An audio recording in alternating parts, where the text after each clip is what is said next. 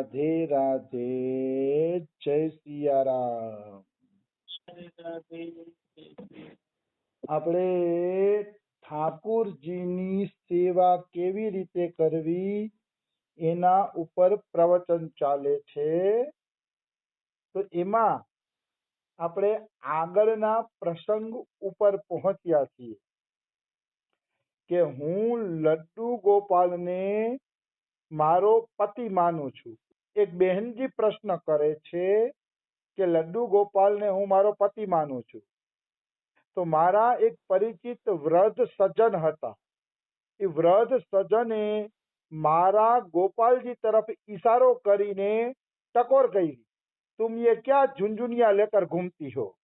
મતલબ ઠાકુરજીને ઝુંઝુનિયા કહી દીધું। જેમ બાળક રમકડું લઈને ફરે એમ ઈ કે તું શું આ ઠાકોરજીનું ઝુંઝુનિયું લઈને ફરાશી કે આવી ટકોર કરી દીધી કે તો કે મારે આનો શું જવાબ દેવો। બેન પ્રશ્ન કરે છે કે ઠાકોરજીને તો પતિ માનું છું, એટલે ઠાકોરજીને તો હું ભેગા ભેગા જ રાખું છું, મારી સાથે જ રાખું છું, તો મને કોઈ ટકોર કરે છે કે તું આ ઝુંઝુનિયું લઈને શા માટે ભેગી લઈને ફરે છે, તો મારે શું જવાબ દેવો। तो यहाँ लिखू है जवाब, जिन बेचारों को जीवन में कभी सत्संग नहीं मिला वे क्या बोल देंगे कोई ठिकाना नहीं।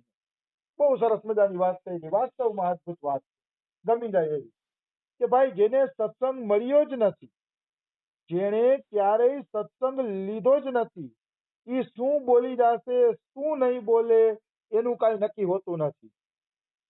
ઈ ગમે એવો મજાક કરી નાખશે, કારણ કે સત્સંગ જ નથી। સત્સંગ નથી એટલે જીવ દુરાચારી રહેવાનો છે, અને દુરાચારી રહેવાનો છે એટલે ગમે એ બોલી નાખવાનો છે, ગમે એમાં કોઈ એટલે કોઈ શંકા નથી।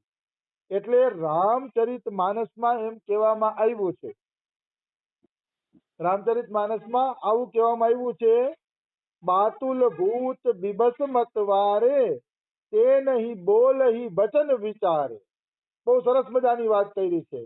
બાતુલ ભૂત એટલે જેને વાયુ રોગ થયો છે, વાયુ રોગ થયો હોય ને એને બાતુલ ભૂત કહે।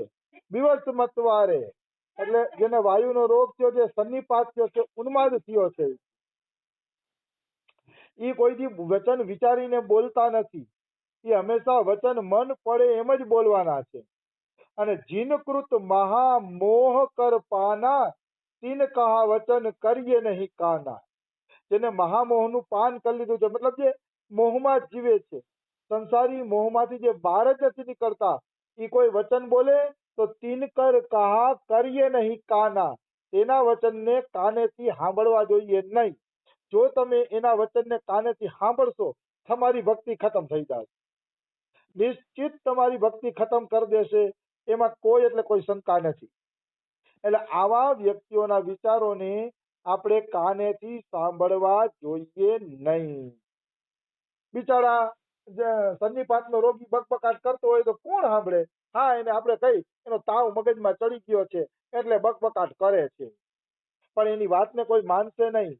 એમ સંસારી માણસો જયારે એમ કહે કે આ ઠાકુરજીના ઝુંઝુનિયાને લઈને હું ફરો છો, ત્યારે એમ માનવાનું કે આને માયાનો નશો ચડી ગયો છે, આ માયાના નશામાં મસ્ત છે, એટલે આની વાત આપણે કાને ધરવી જોઈએ નહીં, એમ વિચારી અને આવા લોકોને એક તરફ હટાડી દેવા જોઈએ, આવા લોકોની વાતોને માનવી ન જોઈએ, કારણ કે એ તો મહામોહમાં ડૂબેલા છે, આપણે પણ નરકની ખાડમાં લઈ જવાની કોશિશ કરે છે, આવી વસ્તુ છે।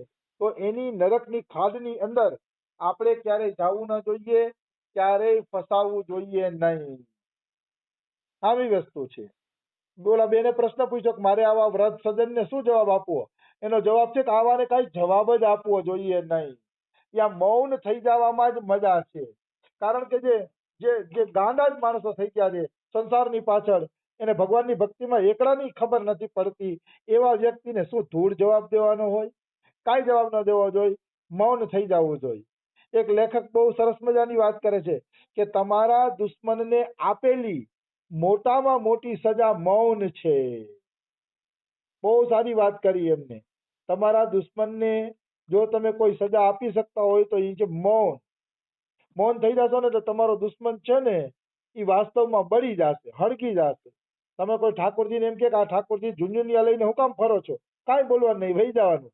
એને વધુ બળતરા થશે, નિશ્ચિત વધુ બળતરા થશે, એમાં કોઈ શંકા નથી. હાલાકી ભક્ત કોઈ દી ઈચ્છે નહીં કે કોઈ બળતરા થાય, પણ આ દુષ્ટનું લક્ષણ છે કે દુષ્ટને તમે જવાબ ન આપો ને એટલે એને વધુ બળતરા થાય. આ એનું લક્ષણ છે, મને ખાસ ખબર છે. આવી વસ્તુ છે. એટલે આવા દુષ્ટોને જવાબ દેવો જોઈએ નહીં. આપકો સત્સંગ મિલા હે અતः આપ સુનકર શાંત રહો. તમને તો સત્સંગ મળ્યો છે ને, એમ કે છે. તમે તો ઠાકોર સેવા કરો છો, તમને સત્સંગ મળ્યો છે એટલે તમે શાંત રહ્યો. કારણ કે ભક્તનું જ કર્તવ્ય છે કે ભક્ત શાંત રહીએ. સંસારી શાંત નહીં રહીએ, કારણ કે એને તો નરકમાં જ આવવું છે.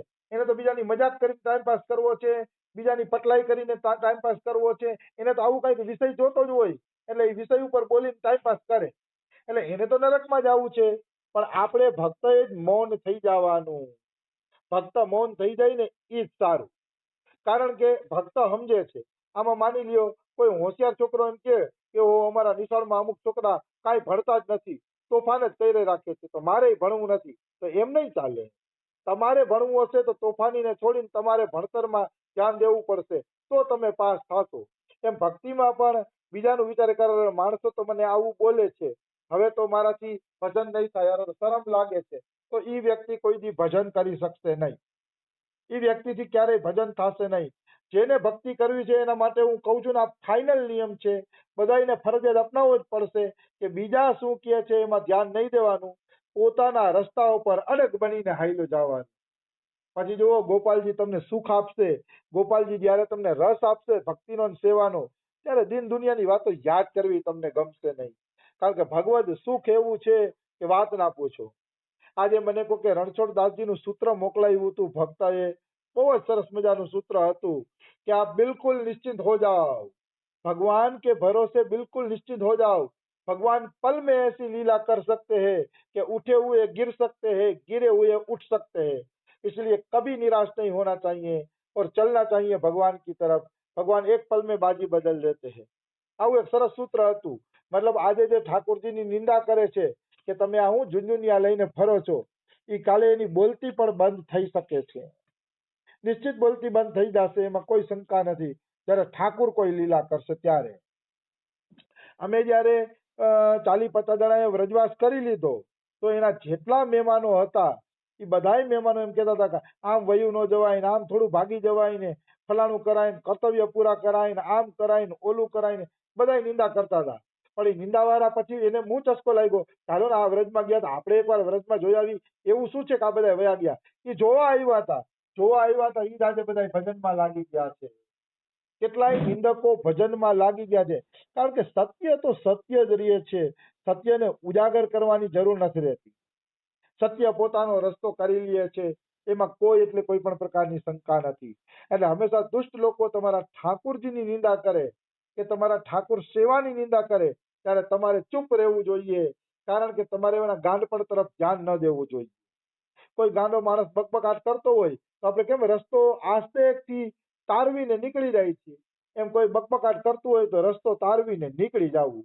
ખોટી ખટખટ કોઈ હારે કરવી નહીં, અને ખોટી ખટખટની જરૂર ન રાખવી. આવી વસ્તુ છે. એટલે એક વાત યાદ રાખવાનું, જેને સત્સંગ મળ્યો છે ચૂપ એને જ થવું પડશે. જો સત્સંગ મળ્યો છે ને એ બોલશે તો માનવાનું પણ ધોબી ધોબી બાજે છે, પછી ભગવાન તમને કોઈ પણ પ્રકારની મદદ કરશે નહીં. એટલે આપણે સંસારી જેવા ક્યારેય બનવું નહીં. સહન આપણે જ કરવાનું, કારણ કે આપણે ભગવાનને જોઈ છીએ, આપણે ભગવાનને પામવો છે, આપણે પરીક્ષામાં પાસ થવું છે, એટલે સહન પણ આપણે જ કરવું પડશે. આવી વસ્તુ છે.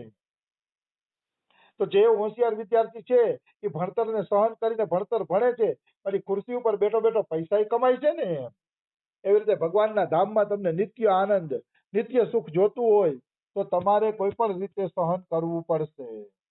એમાં કોઈ એટલે કોઈ પણ પ્રકારની શંકા નથી. અને આ ધોબી ધોબીની જેમ બાજવાનું તો ક્યારેય નહીં સંસારીઓ હારે. એનું એક સરસ મજાનું ઉદાહરણ આવે છે. એક ધોબી હતો અને રાધે કૃષ્ણ બોલતા બોલતા પોતાના કપડા ધોતો હતો. તો રાધે કૃષ્ણ બોલીને કપડા ધોતો હતો ને, ત્યાંથી એક સંત નીકળ્યા. સંતે રાધે કૃષ્ણ બોલતા હાલ્યા જતા હતા અને પોતાના ભાવમાં ડૂબેલા હતા. એ ભાવમાં સંતને ખબર ન પડી કે હું ધોબીના હુકાયેલા કપડા ઉપર હાલ્યો જાઉં. ધોબીના કપડા હુકાતા હતા ને એની ઉપર ઈ સંત હાઈલા ગયા ને ધોબીને ગુસ્સો આવ્યો, મારવા માંડ્યા સંતને. સંત કે ભાઈ મારી ભૂલ થઈ ગઈ, ભાઈ મારી ભૂલ થઈ ગઈ. બોલો મારી રાખે. તો ભગવાનથી સહન નો થયું, અરે મારા ભક્તને આટલો માર મારે છે, હમણાં જ હું ધોબીની ખબર લઉં છું. એ ધોબીની ખબર લેવા ગયા ભગવાન. 5 મિનિટમાં પાછા વૈકુંઠમાં આવી ગયા. એટલે લક્ષ્મીજીએ પૂછ્યું કે કેમ પ્રભુ, તમે તો ધોબીની ખબર લેવા જતા હતા ને, આ 5 મિનિટમાં પાછા કેમ આવી ગયા? તો કે ખબર તો લેવા ગયો તો ઈ કે, પણ અહીંયા પહોંચ્યો ને તો સાધુએ બાવડા ચડાવી લીધા હતા. સાધુએ કીધું કે હવે હું ધોબીને પણ મારું, કેમ મારી સામે ઝઘડો કરે છે? તો કે હવે ધોબી ધોબી બાજે છે, એટલે હવે મારે કોનો પક્ષ લેવો? ઈ કે પેલા તો સાધુને ધોબી બાજતા હતા, એટલે હું સાધુનો પક્ષ લેવા ગયો હતો. કે હવે તો ધોબી ધોબી બાજે છે, એટલે હવે મારે કોઈનો પક્ષ લેવો નથી. તો કહેવાનો અર્થ શું છે? સાધુ થઈને સહન નહીં કરે તો ભગવાન એનો પક્ષ નહીં લે. સાધુએ સહન જ કરવાનું હોય છે, સાધુએ બોલવાનું જ નથી હોતું. કારણ કે સાધુતાનું લક્ષણ જ છે કે સહનશીલતા દેખાડે. એમાં કોઈ એટલે કોઈ હા ઘણા ભણેલા ગણેલા અને મૂર્ખતા પણ માનશે કે આ દેશ સંકટમાં છે, ધર્મ સંકટમાં છે, આ તે ને એમાં સહન કરે તો કેમ હાલશે ના ને. પણ હું એના વિચારોને નહીં માનું. હું તો એ જ વિચારોને માનું છું કે આપણે ભગવાન કેમ મળે, જે સ્વાર્થી નથી, પરમાર્થી નથી. સ્વાર્થી બનો, કોઈ પણ રીતે ભગવાન મળે એવી ચેષ્ટા કરો. ભગવાન મળ્યા પછી બધું કરો. રામકૃષ્ણ પરમહંસ સાચું કહે છે કે સિટી ફરવું હોય ને તો પેલા સામાન ધર્મશાળામાં મૂકી આવો, પછી સિટીના દર્શન કરો, તો તમને સિટીના દર્શનનો આનંદ આવશે, તીર્થનો આનંદ આવશે. બાકી સામાન માથે રહીને દર્શન કરવા ન જવાય. એ સામાનના ઉપાડીને થાકી જાય. એમ જેને ભગવાન મળ્યા નથી એ જગતને સુધારવા નીકળશે ને તો જગતનો ભાર ઉપાડીને મરી જશે.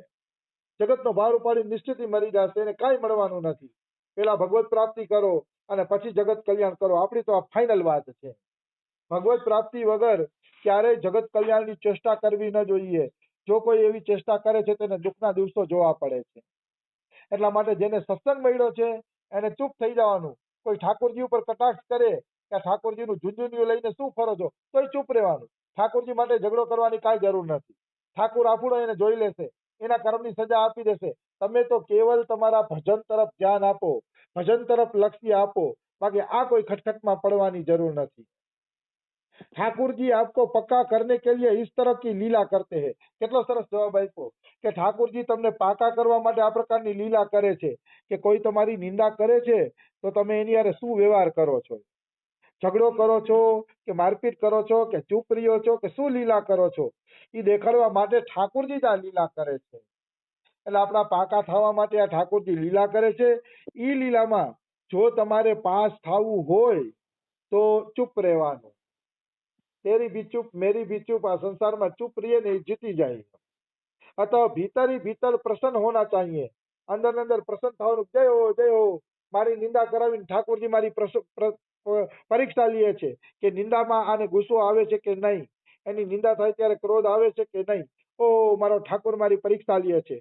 ધન્ય ધન્ય ધન્ય, મારે કઈ બોલવું જ નથી હવે. આવી રીતે ચૂપ રહેવામાં મજા છે. આ વસ્તુ છે. ચૂપચાપ કામ બનતું હોય તો બોલવાની શું જરૂર છે? અને અમે સંસારી માણસો હડકાયા કૂતરા જેવા હોય. તમે 2 શબ્દો બોલો ને અમે ઠાકોર સેવા કરીએ છીએ, તારે ઝુંઝુનિયા બોલવાની જરૂર નથી, આમ કરવાની જરૂર નથી. જો તમે થોડું કઈ એવું બોલશો ને તો છે ને આ સંસાર તો કેવો છે ખબર છે, પાછો તમને ચોટશે. હડકાયા કૂતરા જેવો છે. પાછા 2 બોલ ઈ બોલશે, 2 બોલ તમે બોલશો, એમાં લડાઈ ઝઘડા થશે. અને એ લડાઈ ઝઘડાથી ભક્તિ નષ્ટ થાય છે. કજિયાનું મોઢું કાળું. લડાઈ ઝઘડાથી ભક્તિ નષ્ટ થાય છે. એટલે મનુષ્યએ સહન કરતા શીખવું જોઈએ. અદ્વેષ્ટા સર્વભૂતાનામ મૈત્રઃ કરુણ એવ ચ નિર્મમો નિરહંકારઃ સમ દુઃખ સુખ ક્ષમી. અદ્વેષ્ટા સર્વભૂતાનામ એટલે બધા પ્રાણીઓ પ્રત્યે અદ્વેષ્ટા બની જાવ. કોઈ પ્રત્યે વેરઝેર નહીં. જેને વેર રાખવો હોય ભલે રાખે, જેને ઠાકોર નિંદા કરવી હોય ભલે કરે, જેને જે કરવું હોય કરે. આપણે હંમેશા અદ્વેષ્ટા રહેવાનું. કોઈ પ્રત્યે